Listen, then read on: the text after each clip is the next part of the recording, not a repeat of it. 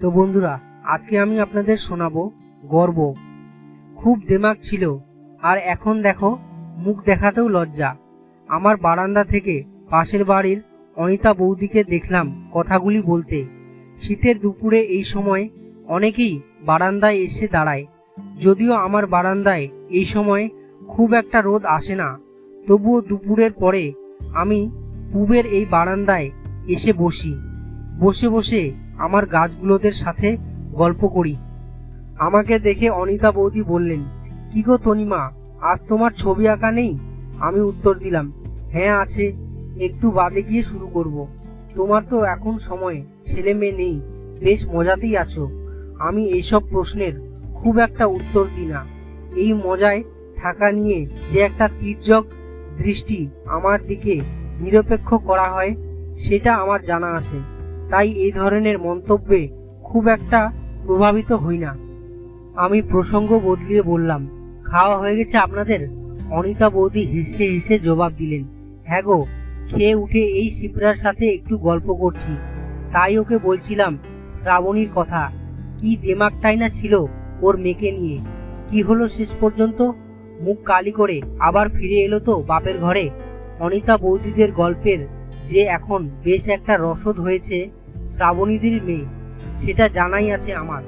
180টা ফ্ল্যাটের আবাসনে এখন অনেক মহিলার গল্পের কেন্দ্রবিন্দুই হচ্ছে শ্রাবণীদের মেয়ে স্নিগ্ধা। লেখাপড়া গান বাজনায় দুর্দান্ত স্নিগ্ধা মনের কাছ থেকে হেরে গিয়ে একটা ভুল করে ফেলেছিল। ভুল করে ভালোবেসে ছিল ত্রিদীপকে। শ্রাবণীদির আপত্তি ছিল এই বিয়েতে, কিন্তু শ্রাবণীদির স্বামী স্বপ্নদা মেয়ের মতে মত দিয়েছিলেন, তাই বিয়েটা হয়েছিল সুষ্ঠুভাবেই। আমরা সবাই স্নিগ্ধার বিয়েতে খুব আনন্দও করেছিলাম। কিন্তু বছর ঘুরতে না ঘুরতেই স্নিগ্ধা ফিরে এলো মায়ের কাছে। বলা যায় শ্রাবণীদি নিয়ে এলো মেয়েকে নিজের কাছে।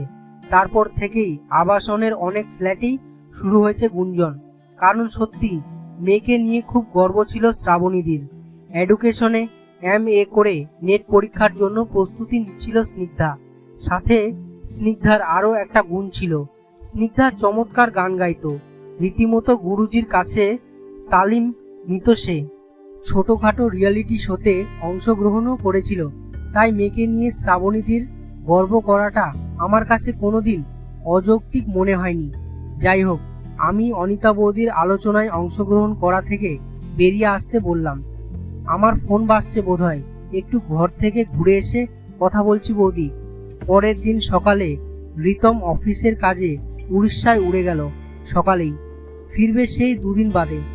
তাই ভাবলাম শ্রাবণীদির ফ্ল্যাটে একবার হানা দেব। মেয়েটাকে ফিরিয়ে আনার পরে শ্রাবণীদি, স্বপ্নদা কেউই খুব একটা কারোর সাথে মেলামেশা করেন না। আমি বুঝলাম, নিজে থেকে শ্রাবণীদিদের এই একাকিত্বকে যদি না ভাঙি, তাহলে একটা অদৃশ্য বেড়াজাল থেকে কিছুতেই এই পরিবারটা বেরিয়ে আসতে পারবে না। তাই রীতিমতো বেরোনোর আগে ওকে সবটা খুলে বললাম, একবার যাবো নাকি গো ওদের ফ্ল্যাটে? রিতম বলল, যাও, লোকের তীর্যক কথা শোনার অভ্যেস আমাদের হয়ে গেছে, ওদের তো হয়নি এখনো, তাই বোধহয় এড়িয়ে চলছে সবাইকে।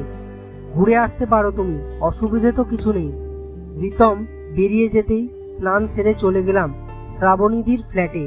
সাথে রেখেছি লোটে মাছের ঝুড়ি, স্নিগ্ধা খেতে খুব পছন্দ করে। গিয়েই বললাম, শ্রাবণীদি, আজ তোমাদের বাইরে বেরোনোর কোনো প্ল্যান আছে নাকি? শ্রাবণীদি বলল, না রে, বাড়িতেই থাকবো সারাদিন। তা তুই হঠাৎ কি মনে করে এলি? হাতের টিফিন বক্সটা ডাইনিং টেবিলে রেখে বললাম, স্নিগ্ধার জন্য লোটে মাছের ঝুড়ি বানিয়ে এনেছি। কি ভালো খায় মেয়েটা লোটে মাছ। আর রিতম বেরিয়ে গেল আজ দুদিনের জন্য অফিসের কাজে। ফাঁকা বাড়িতে হাঁপিয়ে উঠবো ভেবে রিতমই বলল, তোমার বাড়িতে চলে আসতে, তাই চলে এলাম।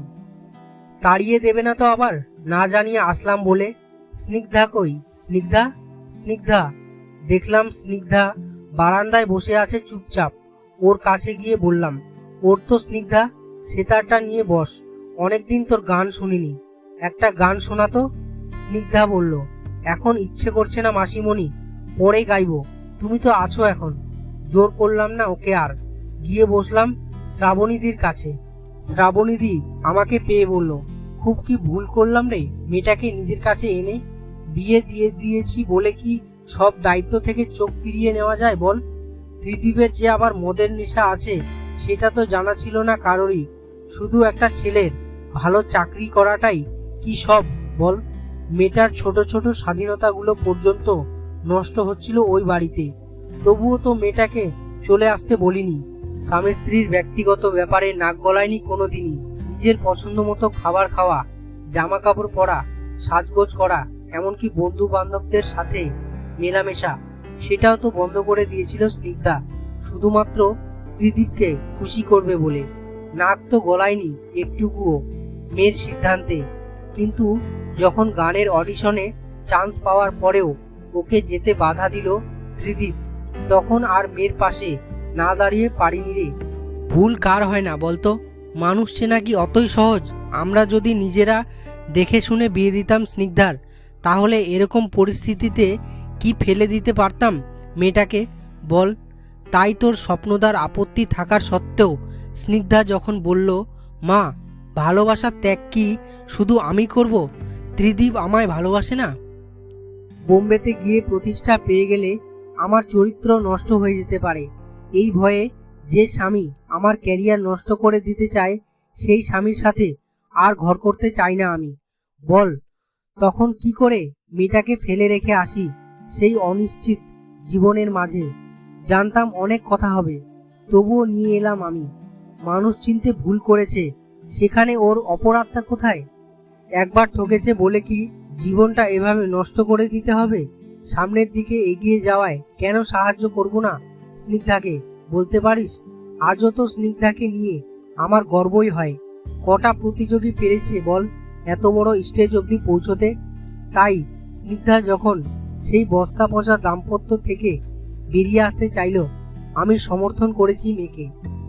সংসার করার নামে, ভালোবাসার নামে নিজের জীবন, নিজের ইচ্ছে, নিজের ক্যারিয়ার জলাঞ্জলি দিতে হয় আমার মেয়েকে। তাহলে স্নিগ্ধাকে ম্যারেড বলার চেয়ে ডিভোর্সি বলতে আমি বেশি গর্ববোধ করব। অনেকেই হয়তো ভাবছে স্নিগ্ধাকে নিয়ে আমার লজ্জার শেষ নেই এখন, কিন্তু বিশ্বাস কর তনিমা, স্নিগ্ধাকে নিয়ে আমার আজও দিমাগ আছে। এখনো ওর ভবিষ্যৎ উজ্জ্বল। ওকে বলেছি নেটের জন্য তৈরি হতে, সাথে গান তো রইলই। কে বলতে পারে বল, আজ একটুখানি সমাজের কথা ভুলে, লোকে কি বলবে সে কথা ভুলে ওর সিদ্ধান্তকে দাম দিলে যদি কাল কিছু একটা করার মতো কিছু করে উঠতে পারে, তখন এই সমাজটাই তো আবার ছুটে আসবে একগাল হাসি নিয়ে, তাই না বল? আমি শ্রাবণীদির হাত দুটো ধরে বলি, স্নিগ্ধার ভবিষ্যৎ সত্যি খুব সুন্দর।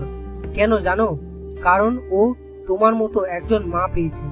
সন্তানকে ভুল সংসারে মানিয়ে নিতে বলে তাকে মৃত্যুর মুখে ঠেলে দেওনি তুমি। স্নিগ্ধা তোমার গর্ব ঠিকই, তবে তোমাকে নিয়ে স্নিগ্ধাও গর্ব করতে পারে। আমাদের কথার মাঝেই তখন স্নিগ্ধা এসে দাঁড়িয়ে গেছে। আমি শ্রাবণীদি কেউই খেয়াল করিনি। দেখলাম স্নিগ্ধা একরাশ জল ভরা চোখে দাঁড়িয়ে দেখছে শ্রাবণীদিকে।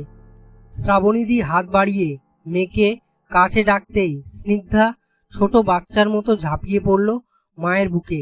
কাঁদতে কাঁদতে বলল, তোমার অবাধ্য হয়ে যে ভুল করেছিলাম মা, তার শাস্তি আমি পেয়েছি।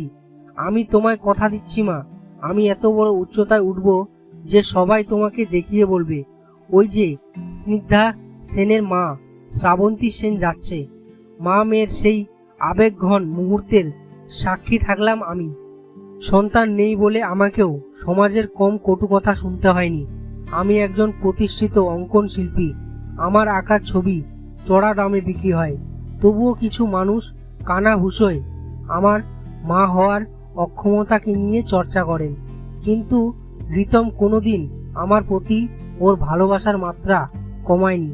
আমার এই অক্ষমতা নাকি ওর কাছে নিতান্তই তুচ্ছ একটা ব্যাপার।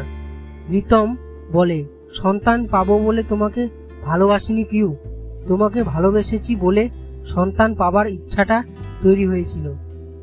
সন্তান না, আসলে তোমায় ভালোবাসাটা কম করতে পারি না আমি, ওটার প্রায়োরিটিটা সবচেয়ে বেশি আমার কাছে। আজ শ্রাবণীদির মানসিকতার সাথে রিতমের মানসিকতার মিল খুঁজে পেলাম। শ্রাবণীদি, রিতম এরা কেউই দুর্বলের হাত ছেড়ে পালিয়ে যায়নি, বরং স্নিগ্ধা আমার মতো দুর্বল মানুষগুলোকে আরো আঁকড়ে ধরে ভালোবেসেছে। ওদের দেখে তাই মনে হলো রিতমকে নিয়ে আমিও গর্ব করতে পারি। কজন স্ত্রীর ভাগ্যেই বা এমন স্বামী জোটে। এই মুহূর্তেই আমি বুঝলাম গর্ব শুধু মানুষের অহংকার নয়, গর্ব মানুষের আবেগও, যেটাকে আঁকড়ে ধরে জীবনের পরীক্ষা নির্দ্বিধায় টপকে যাওয়া যায়। হাসি মুখে জয় করা যায় অনেক যুদ্ধ। দুর্বলের হাত সবাই ধরতে জানে না, আর যিনি দুর্বলের হাত ধরে দুর্বলের পাশে দাঁড়াতে পারেন তাকে নিয়ে সত্যি গর্ব করা যায়। তিনি সত্যি গর্ব করার মতো মানুষ।